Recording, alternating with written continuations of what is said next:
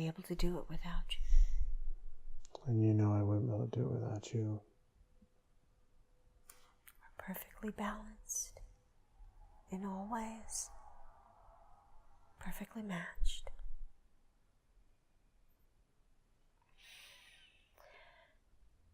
Hello, everyone.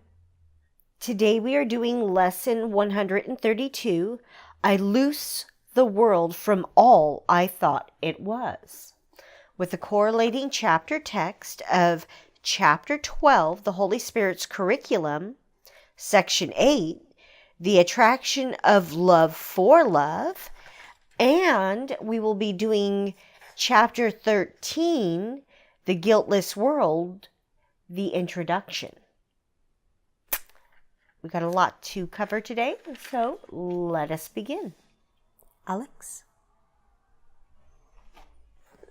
Chapter 12, the Holy Spirit's Curriculum, section 8, the Attraction for Love.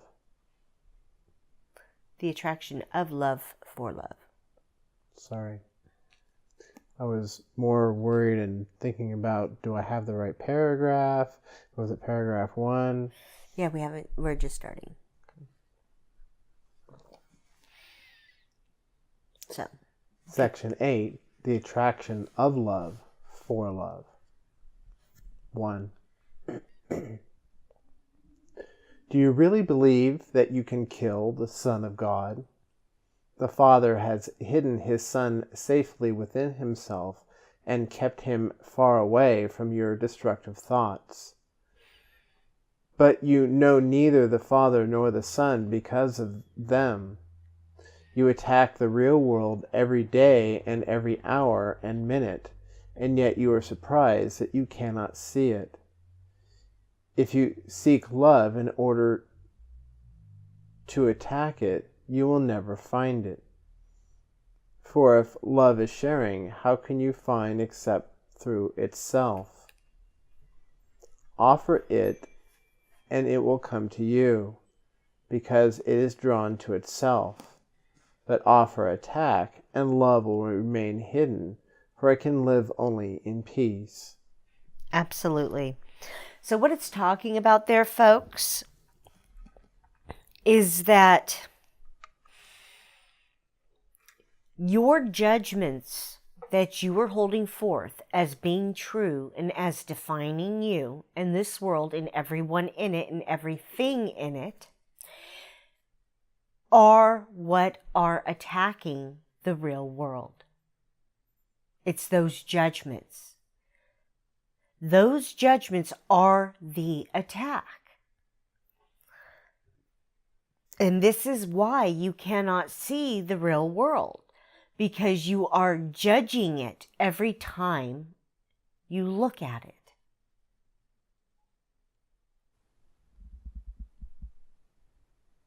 Does that make sense? Yes, judgments apply a filter. Exactly. So if you choose to seek love through Holy Spirit and ask to see everything through His eyes, hear everything through His ears, you will be shown the real world without the filters of the judgments you have been taught. When you see this, you will be seeing with Christ's eyes. Remember it talking about this a couple lessons ago? About seeing with Christ's eyes? This is what it's speaking of. Every time you judge, you are choosing ego. So every time you look out on the world and cast judgments, you are seeing it through a filter. If you ask to see it through Holy Spirit's eyes, you will see it with Christ's eyes and see the truth. But you have to let go of those judgments. And you have to ask to be able to be shown. Got to ask to receive, folks. Broken record here. Ask to receive.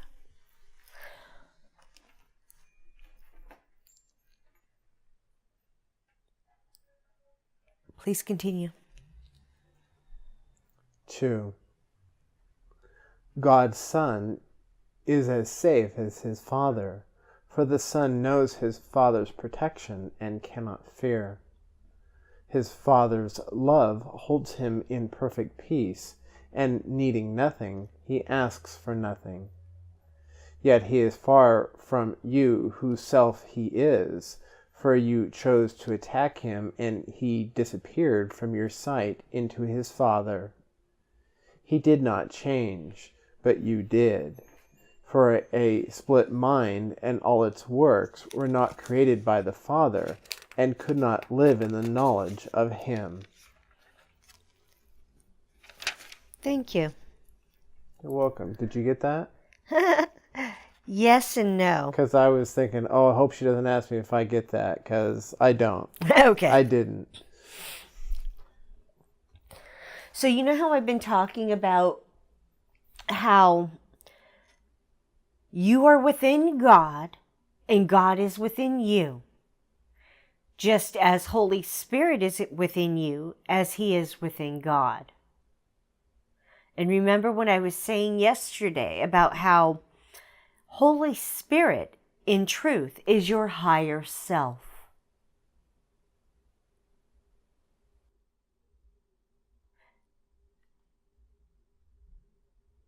Just as God resides in you and in your brothers, you reside in your brothers as your brothers reside in you.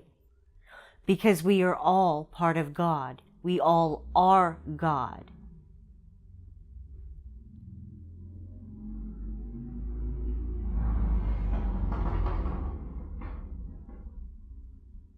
There's a lot of implications with that, folks. This is why when you harm another, you harm yourself. If you harm yourself, you harm another. Think about that. But that's what it's talking about. How we are all interconnected. And that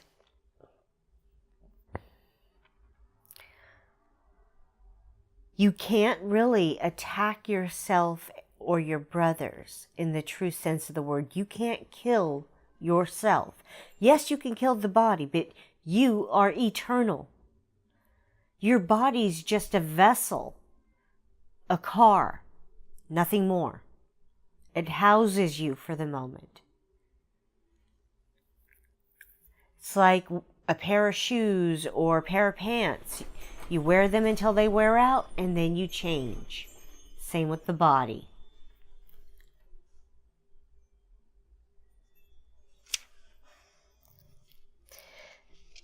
So,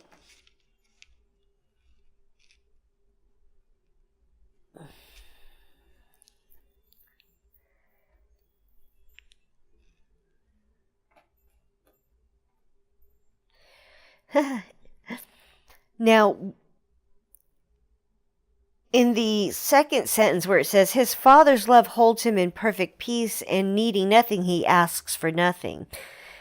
Then it continues, yet he is far from you whose self he is, for you choose to attack him, and he disappeared from your sight into his Father. He did not change, but you did. For a split mind and all its works were not created by the Father and could not live in the knowledge of him. And what that's speaking of, folks, is that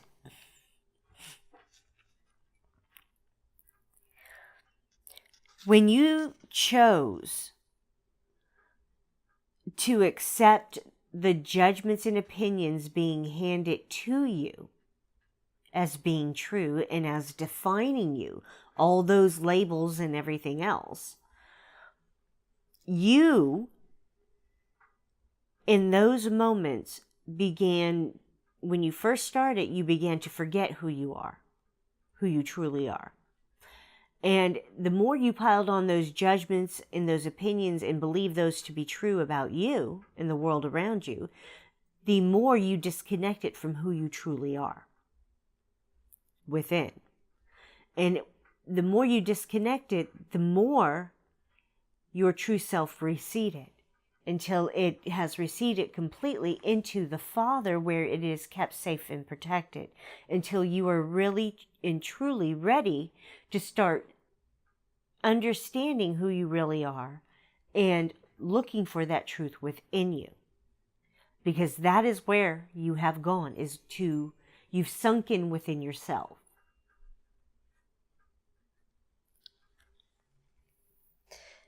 Something else is being brought to my attention. Children. And I've been talking about this on Facebook and on the Channeling Eric blog and other places, of how children will blindly follow and believe anything and everything being said to them when they are very small. And as they get older and they start to feel that conflict build within them of these things not resonating within them as being true, and yet they're being told they need to conform to those beliefs and dictates. It's those moments when you are accepting those dictates, those judgments as being the truth, and giving over and conforming to get that pain and suffering that they are extending to you to stop, that you lose touch with who you really are. And that is what you're getting ready to look at and let go of. All those experiences where you accepted those judgments, those opinions, those dictates that told you had to do this or else. Those kinds of things. And that's what it's talking about, is those decisions you made that has separated you from who you really are. Those are the things that will bring it back into understanding and help you bring into awareness who you really are within you. All right, please continue. 3. When you made visible what is not true, what is true became invisible to you. Yet it cannot be invisible in itself, for the Holy Spirit sees it with perfect clarity. It is invisible to you because you are looking at something else. Yet it is no more up to you to decide what is visible and what is invisible than it is up to you to decide what reality is. What can be seen is what the Holy Spirit sees. The definition of reality is God's, not yours. He created it, and He knows what it is. You who knew have forgotten, and unless He had given you a way to remember, you would have condemned yourself to oblivion. Absolutely. So, what this is talking about, folks, and it harkens back to what I was just speaking of, okay? Of how it was that you were able to forget who you are. Okay? And what it implies is that who you truly are within you has become invisible to you. Because you've overlaid so many judgments and opinions, those filters in front of you. It's like having a gauzy piece of material like my slip here, right? It's like you can see through it, but it's kind of distorted just a tiny bit. And the more layers you put in front of it, the harder it is to see what's truly on the other side. Well, each of those judgments and opinions that you keep putting out there as being true about you, each one creates a filter, and it's one in front of the other, in front of the other, in front of the other, until your view of yourself is so distorted, you look nothing like who you truly are. That is why you are invisible to yourself now. I've talked about this way of us seeing ourselves by looking in the mirror and think of it as an overhead projector, and you distort your image with all those other images being over top.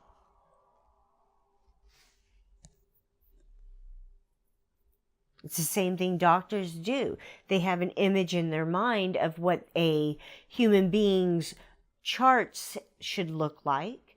They have an image in their minds of what a human being's body is supposed to look like within and without. And if yours doesn't look the same for whatever reason, they say something's wrong with you and it needs to be changed.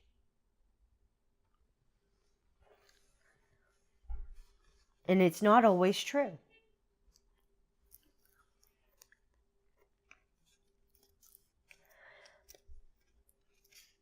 And what it's talking about there, folks, about the definition of reality is God's, not yours.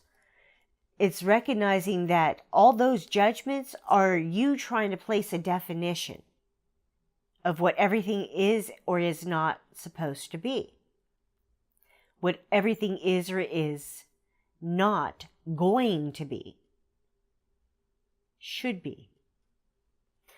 And God's truth here is completely different from your own. What He has put together, you can't change. It is what it is. And this is how you have forgotten, is by taking in and accepting all those judgments and opinions as being true and defining you and this world. All right, please continue. Did that make sense to you, what I was saying? Sorry, I was thinking about Jesus and his crown of thorns. Okay, well, when we go to review the edit, you can look at it and then. Okay. Continue, please. 4. Because of your Father's love, you can never forget Him. Everything okay? Yeah, you want to drink some water?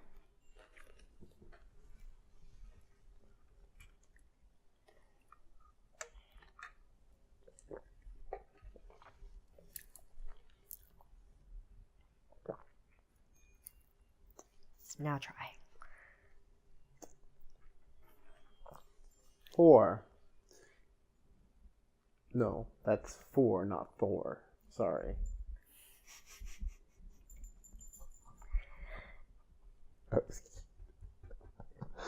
That was cute. That was cute. All right. 4. Because your father's love, you can never forget Him, for no one can forget what God Himself placed in His memory. You can deny it, but you cannot lose it.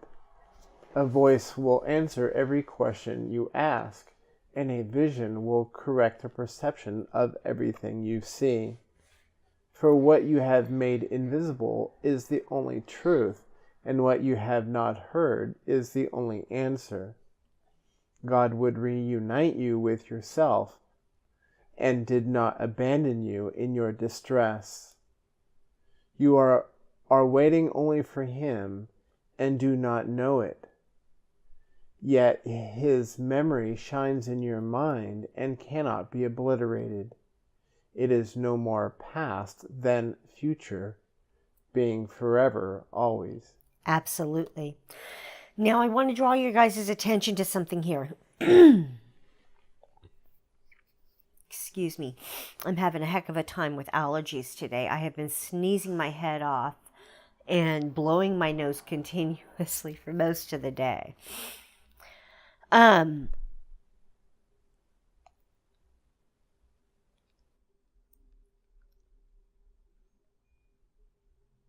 Because of our Father's love for us, we can never forget Him. He will always be there in the back of our minds. And it's because He placed Himself there when He created us, so He could never be forgotten by us. Think about that one. Now,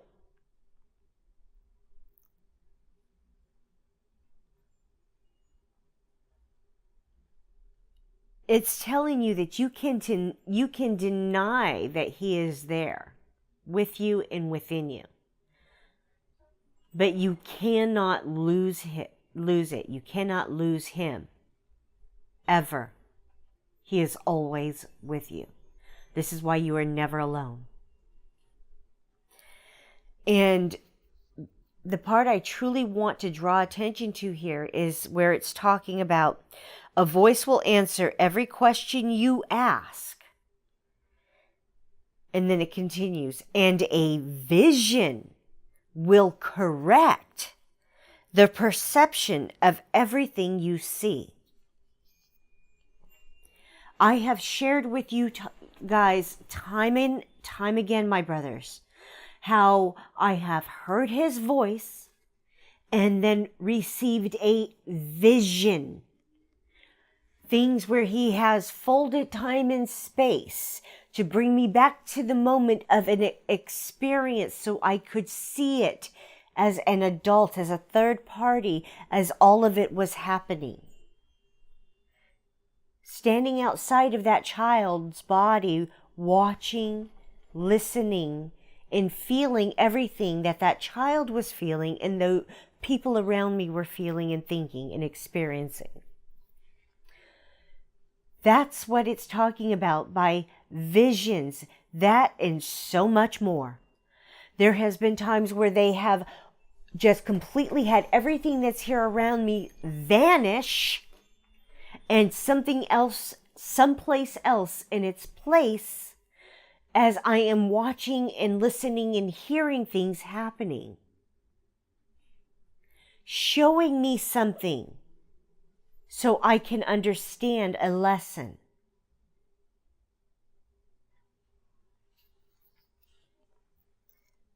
These are the things when you choose to go within to Holy Spirit and only Him and look and seek with love. With the love He offers you for the truth. And ask to see everything with His eyes, hear with His ears. And ask for the truth of everything that you were experiencing. Of what the truth of it all really, really was. And ask for the correction when the truth is shown to you. When it's being shown, say, okay, this is what happened. Now show me the correction. And He will show it to you. But you have to ask. Please, my brothers, understand this. You must ask. You must ask. He cannot do anything for you or with you unless you invite Him in by asking. That is the only way He can help you and you can receive is if you ask and accept without judgment. When He gives it to you, when He offers you that truth and that understanding of what that is that you were doing in those moments and sets out the truth with the correction there, accept it without judging it in any way. And you will be given peace and freedom from it. I cannot stress this enough for you.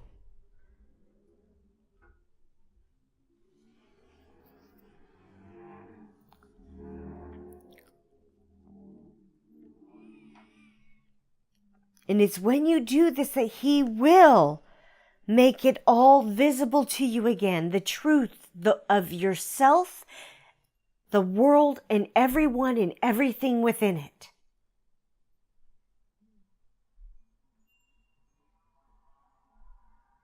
His vision will be open to you fully, continuously, in all things. You will be reuniting yourself with Him and with God as you choose to do this. All right, please continue. 5. You have but to ask for this memory, and you will remember. Yet the memory of God cannot shine in a mind that has obliterated it and wants to keep it so. For the memory of God can dawn only in a mind that chooses to remember and that has relinquished the insane desire to control reality. You, who cannot even control yourself, should hardly aspire to control the universe, but look upon what you have made of it and rejoice that it is not so. Think about that one. Yeah. Aren't you glad that you're not in control of the universe or the world or anyone or anything else in it right now? With how all the craziness and chaos and all the other stuff that seems to be happening with everything? I'm certainly not in a position to be in control. Yeah, and you're not in control of yourself either. We've seen this. I know I'm not in control of myself.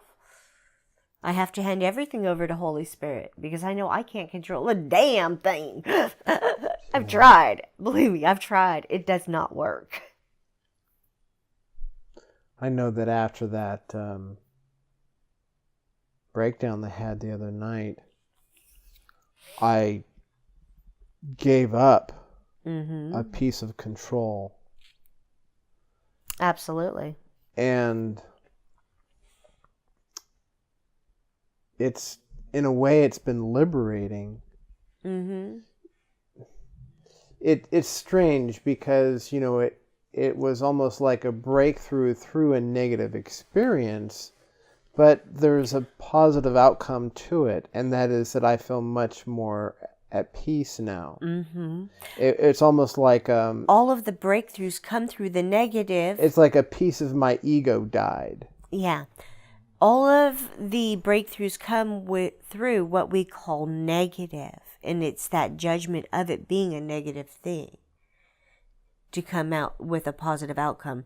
It's recognizing how everything is of benefit to us, that there's no good, bad, right, or wrong, positive, negative, none of those things, that everything is perfectly timed, perfectly orchestrated for us, so we may learn who we are with clear, concise understanding and knowing. This is why everything that we experience is for our benefit. This is why every experience is just that, an experience. There's no good, bad, right, wrong, higher, lower, better than, less than, none of that. They're equal, every one of them, because they are all of benefit. Does that make more sense now? Yes. And it gives more peace when you understand it in that way?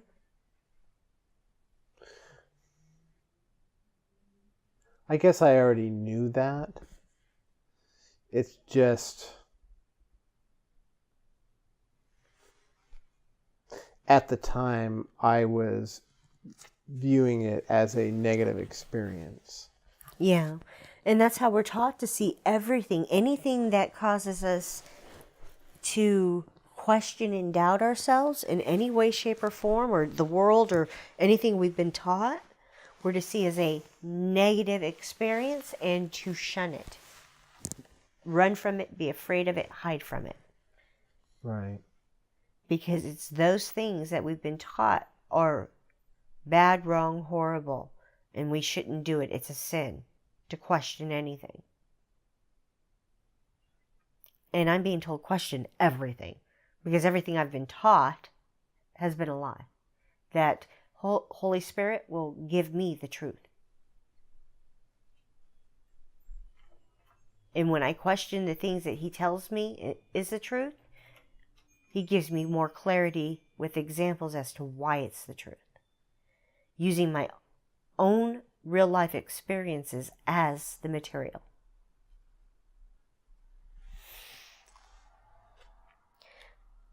Please continue. 6. Son of God, be not content with nothing. What is not real cannot be seen and has no value. God could not offer His Son what has no value, nor could His Son receive it. You were redeemed the instant you thought you had deserted him. Everything you made has never been and is invisible because the Holy Spirit does not see it. Yet what he does see is yours to behold, and through his vision, your perception is healed.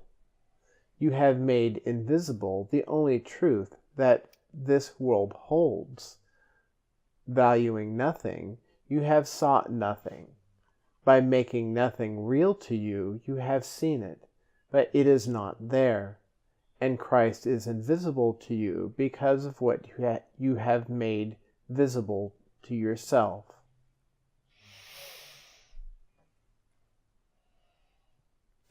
So,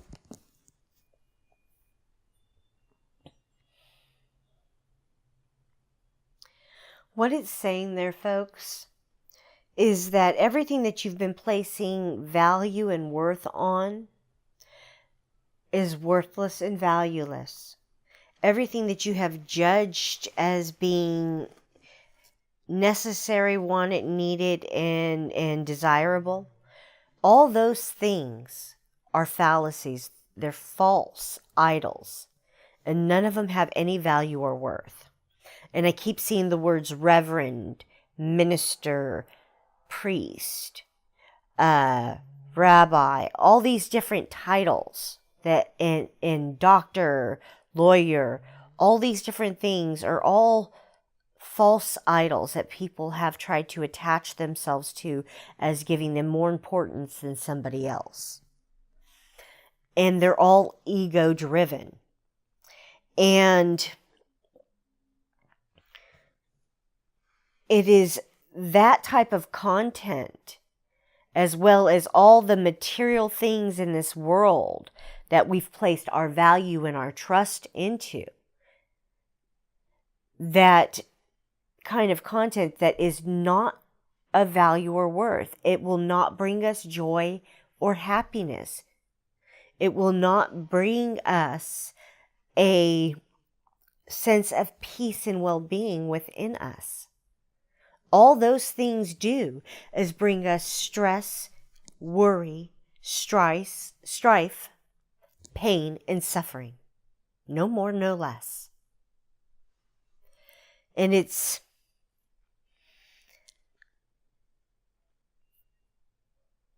these things that we've been taught to place value on that has helped to superimpose those veils between us and Father, us and the truth of who we are. That those are the types of things that will define who we are. The more stuff we have, the more titles we have, the more this we have, the more that we have, the more important we are, the more valuable and worthy and worthwhile we are. All of that stuff is a lie that you were taught to think and believe is true, and it has carried over into your adulthood, that belief, and it's reinforced every single day by those judgments, opinions, advice, and dictates that you are constantly taking in and accepting day in, day out, moment by moment. All the prohibitions and laws being laid down on you and before you that you are to follow, or else fines, or else jail, or else. There's always an or else. Just as when you were a child, many times there was an or else you're going to go to bed without any dinner, or else you're going to stand in a corner, or else you're going to have to do all these chores, or else I'm going to blister your ass, or else I'm going to beat the living shit out of you, or else.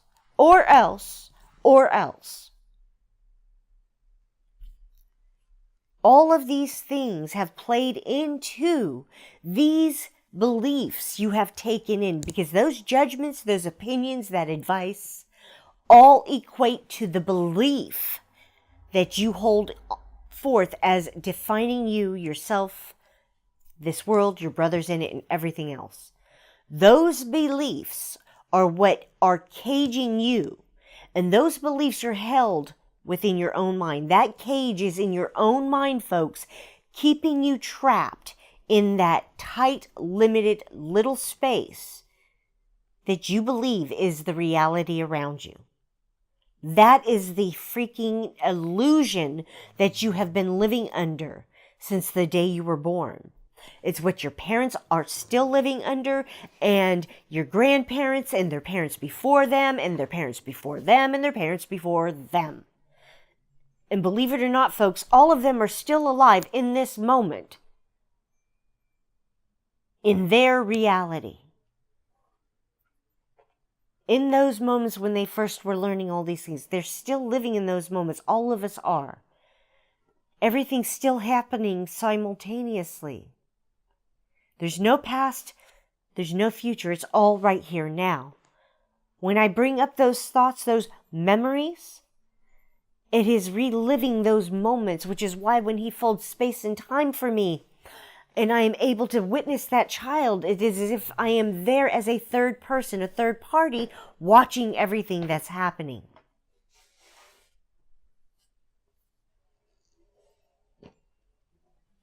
This is the depth of the illusion.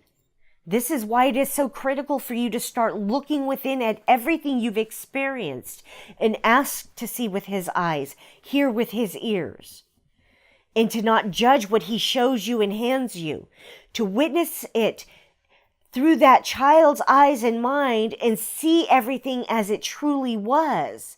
Just as I had done when I was that child, listening to those things that the adults around me were saying. And I believed they were saying it all to me and not to each other.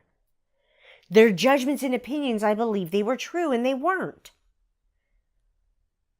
This is what it's speaking of here, folks. These are the things it's wanting you to do, to take in and look at.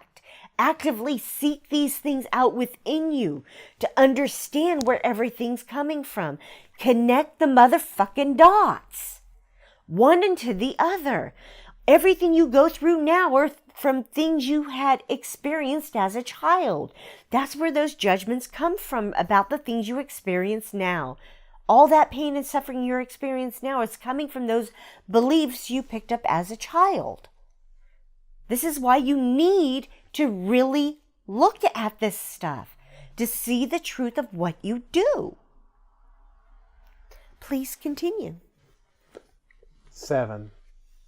Yet it does not matter how much distance you have tried to interpose between your awareness and truth.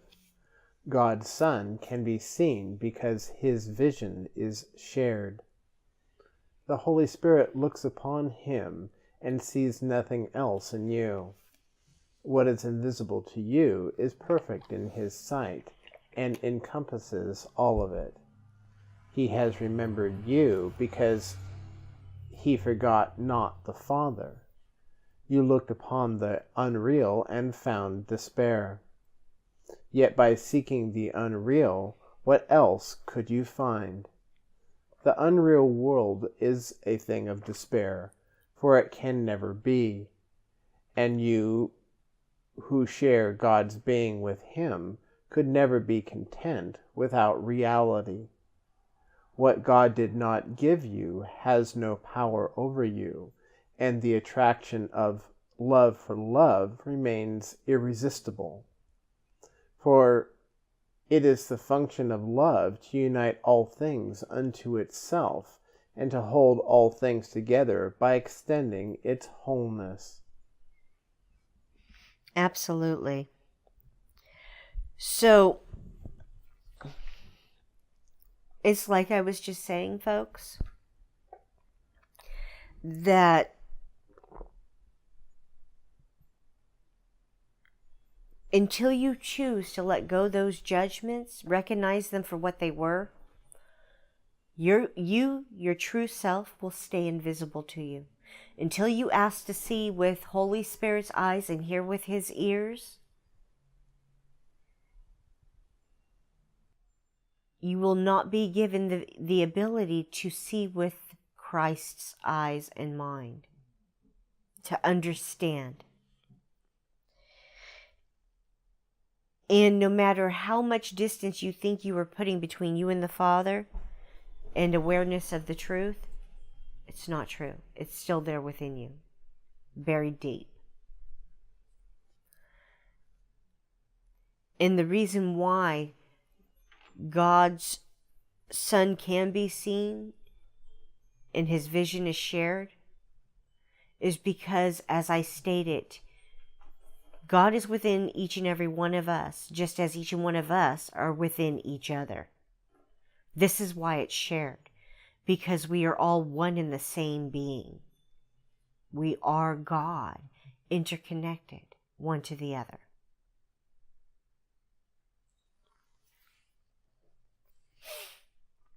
And so far, all your life, you've been seeking the unreal because that's what you have been taught to do. And it's talking about letting that go and seeking only for the true and the real.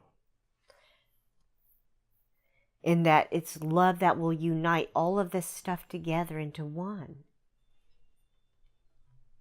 And bring you that wholeness that you've been craving so desperately all your life.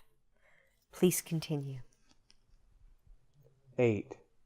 The real world was given you by God in loving exchange for the world you made and the world you see. Only take it from the hand of Christ and look upon it. Its reality will make everything else invisible, for beholding it is total perception. And as you look upon it, you will remember that it was always so. Nothingness will become invisible, for you will at last have seen truly. Redeemed perception is easily translated into knowledge, for only perception is capable of error, and perception has never been. Being corrected, it gives place to knowledge, which is... Sorry, I just couldn't help but laughing because you nod or shake your head based on whether I'm getting the words right or not. And catch it out of your periphery. And I just couldn't help but chuckle at that. So yeah. I'm going to reread that sentence. Please do. Being corrected, it gives place to knowledge, which is forever the only reality. The atonement is but the way back to what was never lost. Your Father could not cease to love his Son. Absolutely. It's funny here, folks, because it seems as if everything that my guides are having me speak of seem to be having me skip ahead and talk ahead. And as Alex and I have already told you all, I haven't read this. I haven't been able to. I haven't been able to listen to it, anything. I'm always blocked when I try. I can't even sit down and try to read tomorrow's stuff. I'll be blocked from doing so. I am every freaking time. I sit down with the expectation of being able to read it, and every time I'm told, ha ha, screw you. Ain't gonna happen. So, what this is talking about, just to recap on it some, is that the real world is here. It's letting go of everything you've been taught to think and believe is true about it. All the judgments that you have laid over it, that you will be letting go of. That will be the premise here that they are wanting you to recognize. That you are going to be the one that has to willingly let go all that crap you've been taught for the truth of what's really here in front of you. That the world is not an illusion. It's how you perceive it that's the illusion. How you've judged it to be. That is the illusion.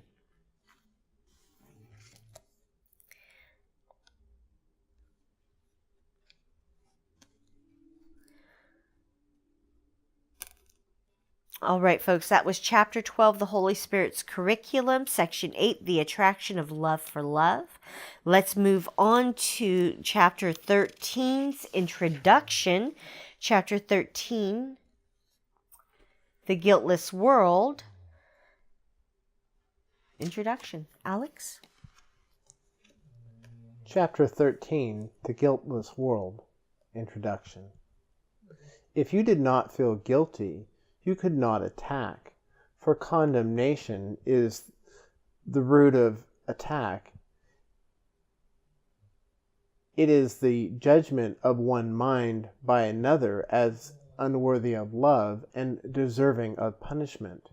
But herein lies the split, for the mind that judges perceives itself as separate from the mind being judged, believing that by punishing another it will escape punishment.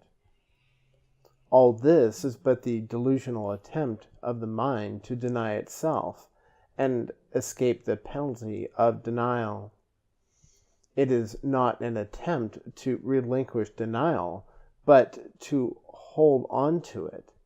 For it is guilt that has obscured the Father to you, and it is guilt that has driven you insane. Absolutely.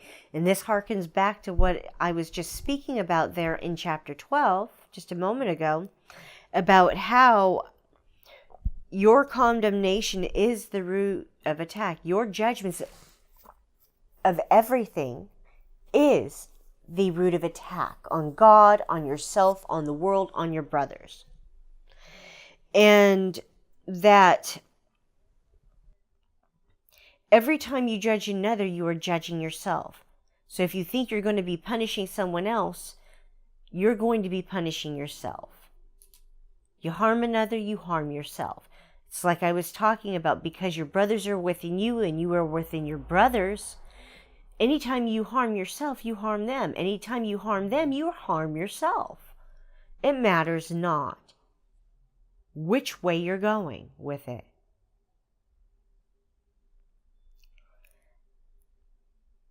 And every time you harm someone else, you feel guilty about it. You feel shame. Those are pain and suffering. And you also end up feeling fear. Anytime you lie, cheat, steal from a brother, you feel fear, guilt, shame. All pain and suffering. And when you deny a brother something, once again, fear, guilt, shame. All comes back to the same thing. Because in each one you're judging that somebody else is unworthy in some way. That's what it's talking about, folks. Please continue. The acceptance of guilt into the mind of God's Son was the beginning of the separation, as the acceptance of the atonement is its end. The world you see is the delusional system of those made mad by guilt. Look carefully at this world, and you will realize that this is so. For this world is the symbol of punishment, and all the laws that seem to govern it, are the laws of death. Children are born into it through pain and in pain. Their growth is attended by suffering, and they learn of sorrow and separation and death. Their minds seem to be trapped in their brain, and its powers to decline if their bodies are hurt. They seem to love, yet they desert and are deserted. They appear to lose what they love, perhaps the most insane belief of all. And their bodies wither and gasp and are laid in the ground and are no more. Not one of them but has the thought that God is cruel. Absolutely. And this is what I was just talking about once again. Does it feel like it's repeating? The last sentence really threw me off. Not one of them but God has thought that God is cruel. Maybe it's a double negative. I don't understand it. In other words, it's stating that every one of them has thought that God is cruel. That is what it's saying, but it has the word not and the word but in there. So it's a double negative. It's the double negative, yes. So every time that you accept those judgments or hand out judgments, it comes back to the shame, the guilt, the fear, right? And it's talking about that. Every time you judge, you put in a wall of separation between you and everyone and everything else. And it is a delusional system that causes nothing more than pain and suffering. And this entire world and the way it's set up is based on punishment.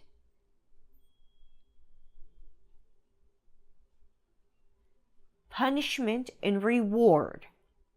Punishment and reward.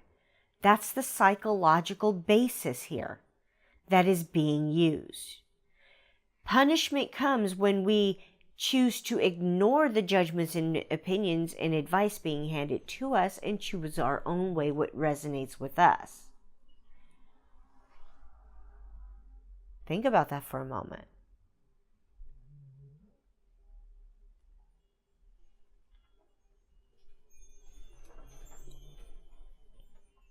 Every time we ignore what someone is telling us we should think, say, or do, we get punished for it.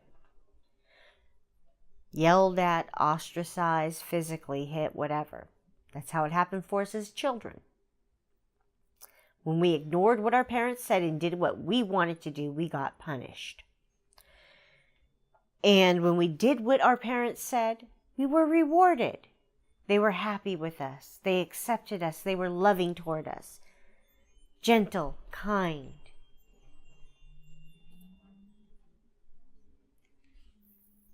And that's the kind of mental brainwashing, emotional, mental manipulations we went through, that we are to look at, to recognize so we can undo them. We have to recognize them within ourselves first. That's why we need to ask for Holy Spirit to show them to us, to show us the truth. He will show us these truths, these things we've done. And it's us seeing it for what it is that allows us to release it, let it go, and stop doing it. But it comes back to that whole image thing that I was giving you of a child being trapped in their mind in a cage put there because they chose to believe whatever was being dictated to them, whatever judgments and opinions were being handed to them, created the cage that's in their mind. And that cage, folks, is still with you today until you choose to break free of it.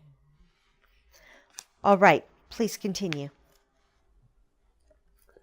If this were the real world, God would be cruel, for no father could subject his children to this as the price of salvation and be loving. Love does not kill to save. If it did, attack would be salvation, and this is the ego's interpretation, not God's. Only the world of guilt could demand this, for only the guilty could conceive of it. Adam's, quote, sin could have touched no one had he not believed it was the Father who drove him out of paradise. For in that belief, the knowledge of the Father was lost, since only those who do not understand him could believe it. Continue. This world is a picture of the crucifixion of God's Son, and until you realize that God's Son cannot be crucified, this is the world you will see. Yet you will not realize this until you accept the eternal fact that God's Son is not guilty. He deserves only love because he has given only love. He cannot be condemned because he has never condemned. The atonement is the final lesson he need learn, for it teaches him that, never having sinned, he has no need of salvation. Absolutely. So, what it's talking about there is recognizing the fallacy in these things that you've been holding on to as being true. Recognize the lies within them. All the crap that you have been getting taught to think and believe to be true has been a lie. And you unknowingly and willingly accepted it all.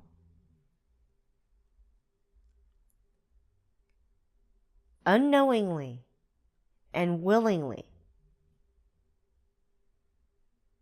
You've been tricked. You've been tricked. That's the joke that keeps popping in my head. Ha ha, you've been tricked. You've been tricked. All you got to do is look at it and you can see you were tricked. You were tricked. Yeah, I keep getting this sense, this thought that really the way out of this illusion of pain and suffering is a very short path.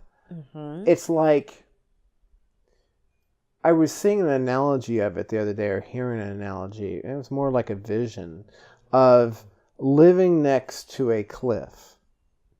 And all your life, you believe that that cliff is real. But what if there was an invisible path? An invisible bridge. An invisible bridge that you could walk across. Mm-hmm. But you would never know because you believe, just because you can't see it, that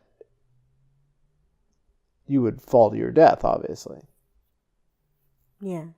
So, in that sense, it has me praying lately, please help me see what I cannot see, what is there and I cannot see. Yeah.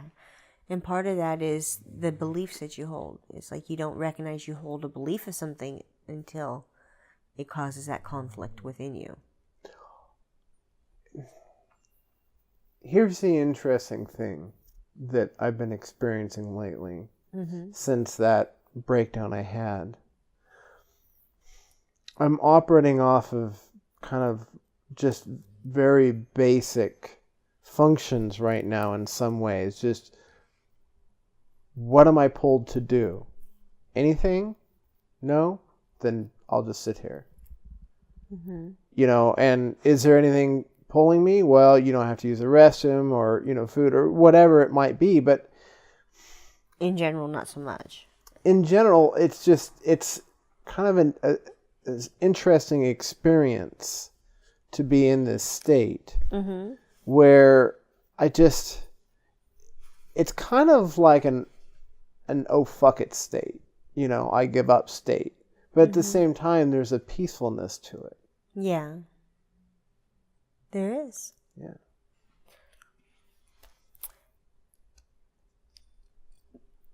That stage that you're at right now is the stage right before you start diving into that seeking of all the stuff to really get rid of it, because you've reached a stage where you're like, I'm done. I can't deal with it anymore. And you've had that mental, emotional shutdown. And it's like now you don't want to deal with anything. And so now you're asking for the truth of all of this stuff because you simply want that pain to go away. I think it's hilarious that I was praying for more motivation to get up and go to work and be in work on time. And, all of a sudden a job comes in, there's suddenly a new vice president coming in and, they want me there at 8 a.m. sharp or 9 a.m. sharp. And I just think, okay, Holy Spirit, you're a real comedian. Yeah. When I said I wanted more motivation, I didn't mean that. Yeah.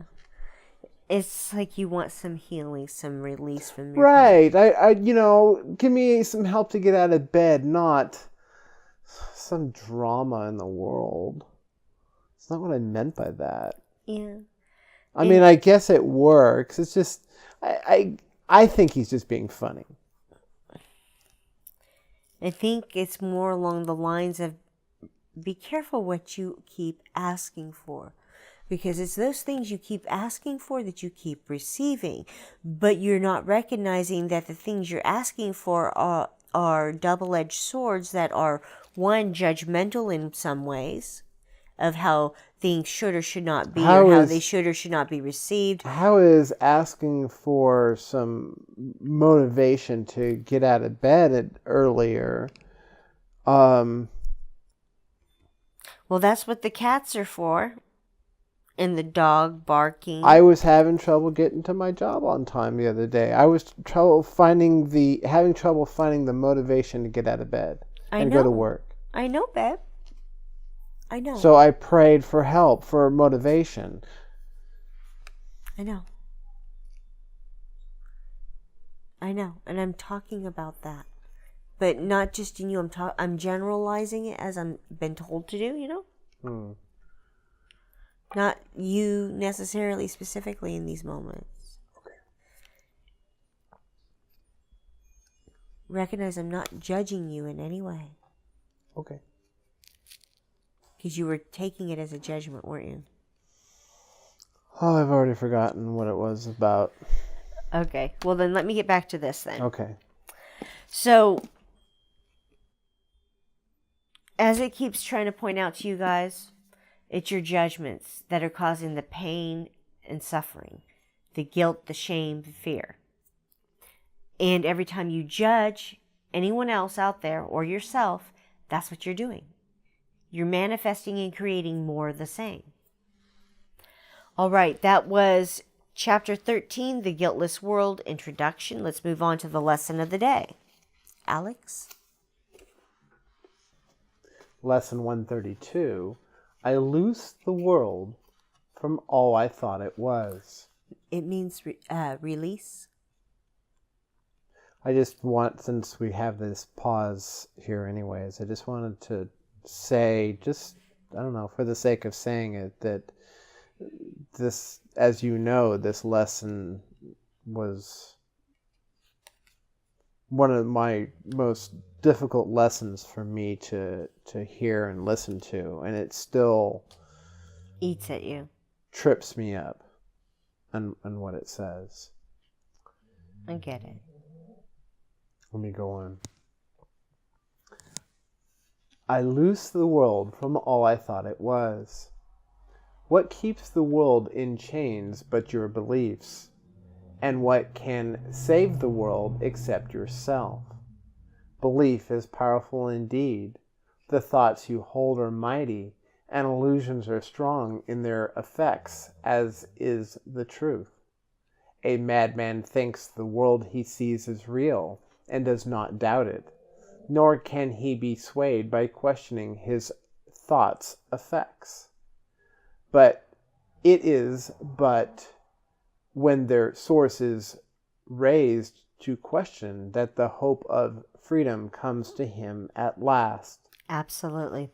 Now, what it's talking about there, folks, is that when you question everything you've been taught to think and believe to be true, it is not until you have questioned these things that the truth can be given you, right? In that last sentence where it says, it is but when their source is raised to question that the hope of freedom comes to him at last, right? Because in that moment that you question it, your strength of belief begins to waver, has begun to waver. And it's that letting go and recognizing that what you had been thinking wasn't true that will release you from all of it. All the illusions. It's like we were talking about there in the text. Those judgments, those opinions, that advice is what is limiting you, that you've accepted as being the absolute truth. Please continue. Yet salvation is easily achieved, for anyone is free to change his mind, and all his thoughts change with it.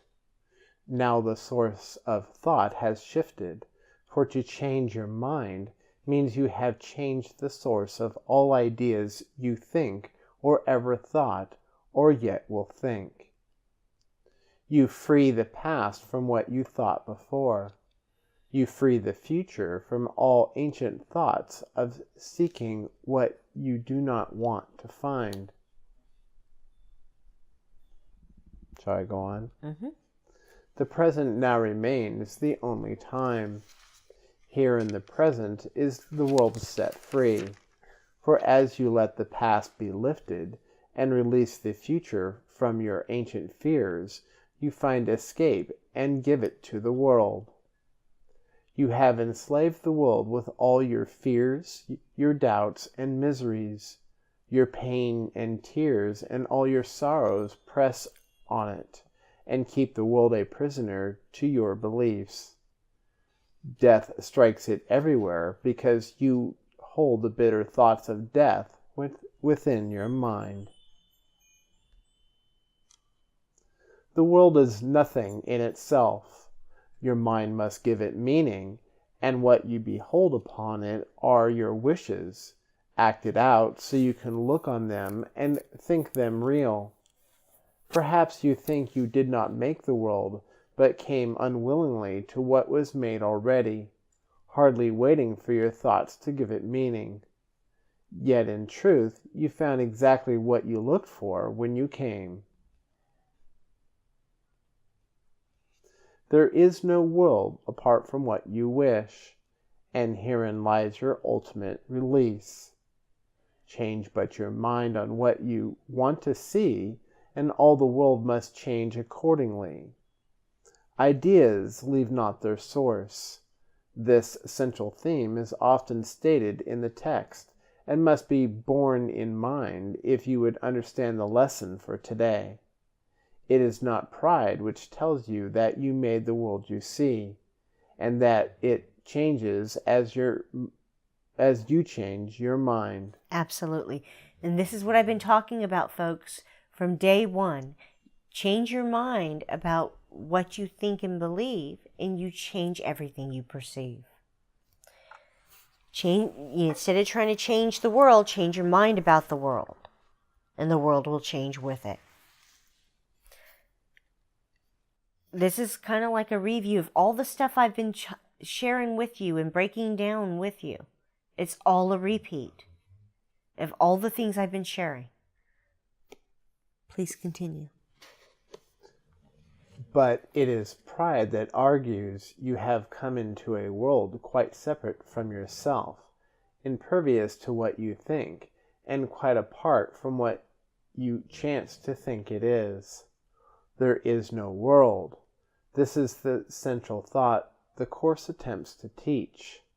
Not everyone is ready to accept it, and each one must go as far as he can let himself be led along the road to truth. He will return and still go farther, or perhaps step back a while and then return again. But healing is the gift of those who are prepared to learn there is no world and can accept the lesson now. Their readiness will bring the lesson to them in some form which they can understand and recognize. Some see it suddenly on point of death and rise to teach it. Others find it in experience that is not of this world, which shows them that the world does not exist, because what they behold must be the truth, and yet it clearly contradicts the world. And some will find it in this course, and in the exercises that we do today. Today's idea is true because the world does not exist, and if it is indeed your own imagining, then you can loose it from all things you ever thought it was by merely changing all the thoughts that gave it these appearances. The sick are healed as you let go all thoughts of sickness, and the dead arise when you let thoughts of life replace all thoughts you ever held of death. A lesson earlier repeated once must now be stressed again, for it contains the firm foundation for today's idea. You are as God created you. There is no place where you can suffer, and no time that can bring change to your eternal state. How can a world of time and peace exist? How can a world of time and place exist if you remain as God created you? Absolutely. Thank you. You're welcome. So, once again, it's all a repeat of everything I've been talking to you all about. That recognition that you are as God created you. You are perfect, holy, innocent, sinless. There's nothing wrong with you. Nothing wrong. Matters not if you were born with something that people say is a deformation. A deformity. It's not true. It's how you are. And you are perfect exactly as you are.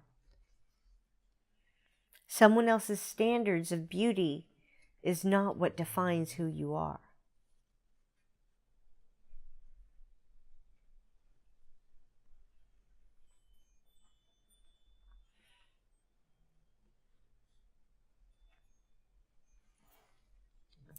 And each and every one of us, as I've told you guys before, can heal ourselves.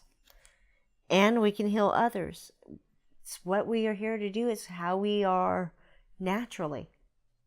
Healers, all of us.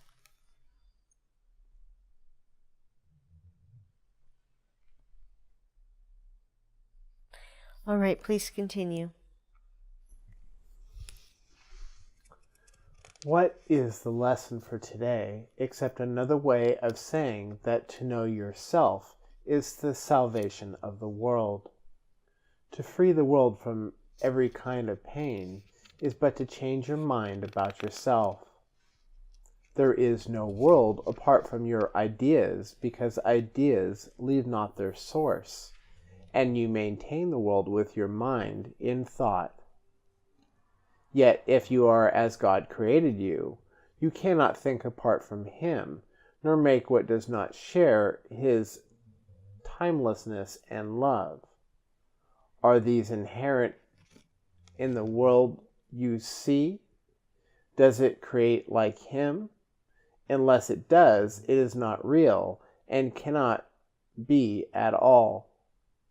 If you are real, the world you see is false, for God's creation is unlike the world in every way. And as it was His thought by which you were created, so it is your thoughts which made it and must set it free, that you may know the thoughts you share with God. Absolutely. So everything that we've been talking about here, folks, is how you are the one that is judging everything here. You're the one that is holding on to an image in your own mind of what everything is and is for. And they're asking you to let it go. To recognize that you're the one that has held that belief, that judgment, and you need to be the one to let it go. No one else can do that for you. Please continue. Release the world. Your real creations wait for this release to give you fatherhood, not of illusions, but as God in truth. God shares His fatherhood with you, who are His Son, for He makes no distinctions in what is Himself and what is still Himself. What He creates is not apart from Him, and nowhere does the Father end, the Son begin as something separate from Him. There is no world because it is a thought apart from God, and made to separate the Father and the Son, and break away a part of God Himself, and thus destroy His wholeness. Can a world which comes from this idea be real? Can it be anywhere? Deny illusions, but accept the truth. Deny you are a shadow briefly laid upon a dying world. Release your mind, and you will look upon a world released. Today our purpose is to free the world from all the idle thoughts we ever held about it, and about all living things we see upon it. They cannot be there. No more can we. For we are in the home our Father sets for us along with them, and we who are as He created us would loose the world this day from every one of our illusions, that we may be free. Begin the 15-minute periods in which we practice twice today with this. I who remain as God created me would loose the world from all I thought it was. For I am real because the world is not, and I would know my own reality. Then merely rest, alert, but with no strain, and let your mind in quietness be changed so that the world is freed along with you. You need not realize that healing comes to many brothers far across the world, as well as to the ones you see nearby, as you send out these thoughts to bless the world. But you will sense your own release, although you may not fully understand as yet that you could never be released alone. Throughout the day, increase the freedom sent through your ideas to all the world, and say whenever you are tempted to deny the power of your simple change of mind, I loose the world from all I thought it was, and choose my own reality instead. Thank you. You're welcome. And I got somebody. Okay. So, the point here, folks, is that in everything, how you have chosen to perceive the world, it is based off of all of the judgments, opinions that you have been given. How you have chosen to purview the world, your brothers within it, all the living creatures and beings, which includes the planet itself. It's a living being,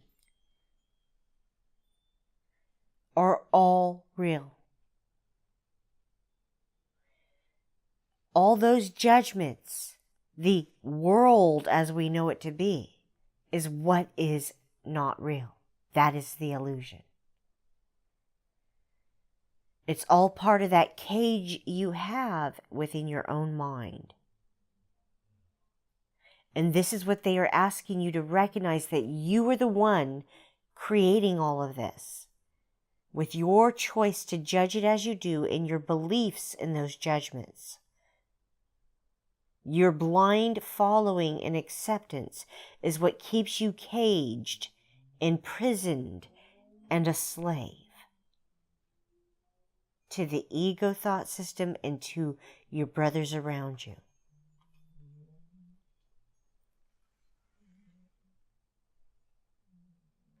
And you have to make a choice and a decision, an active choice and decision in every single moment to look, see, hear everything with Holy Spirit, to question every single thing as to the truth of it with Him.